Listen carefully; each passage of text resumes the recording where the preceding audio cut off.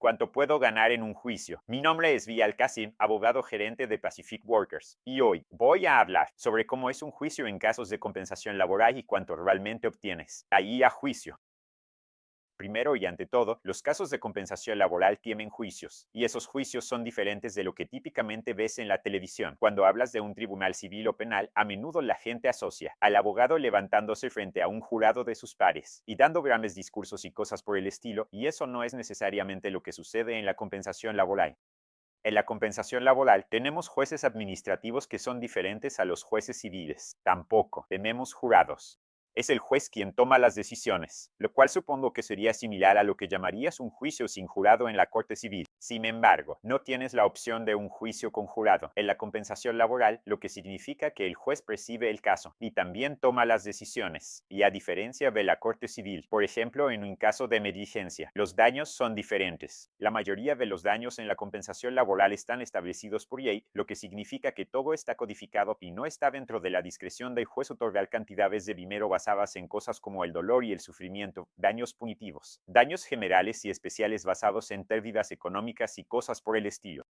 Los jueces tienen la capacidad de otorgar grados de discapacidad permanente, el derecho del trabajador lesionado a recibir atención médica futura.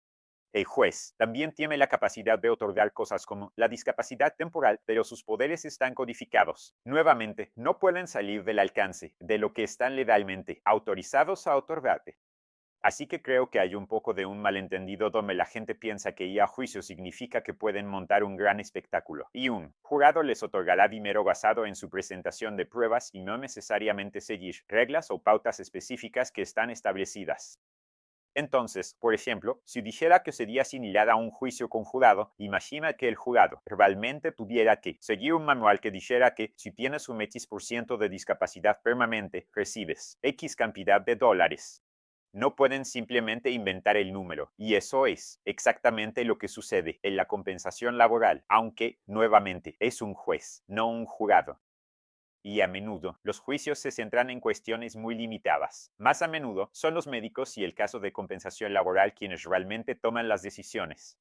Y los jueces, al no ser expertos médicos, no van a dejar de lado o desafiar necesariamente la opinión de un médico, a menos que la opinión no esté basada en hechos. Por ejemplo, si un médico da una opinión realmente mala y dice que no necesitas una cirugía para tu brazo, a pesar de que tu brazo ha sido amputado y no tienes ninguna discapacidad permanente, un juez no va a aceptar eso. Un juez va a ordenar otro examen como tu experto médico y no basará una decisión o un fallo en la opinión particular de ese médico. Nuevamente, cada caso es diferente, hay una variedad de razones por las que nos ves, en última instancia, y a juicio.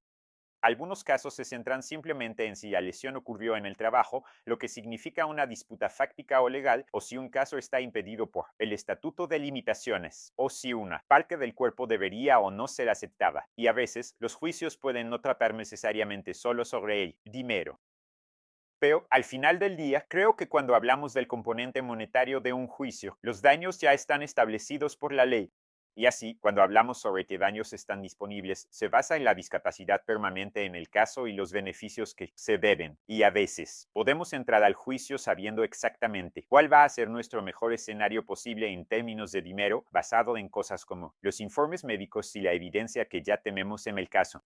No creo que haya una circunstancia en la que vayamos a juicio, sabiendo cuál podría ser nuestra cantidad máxima y realmente obtengamos más que eso. Eso no sucedería en la compensación laboral. La única excepción a eso puede ser en la situación donde se están solicitando penalizaciones y sanciones.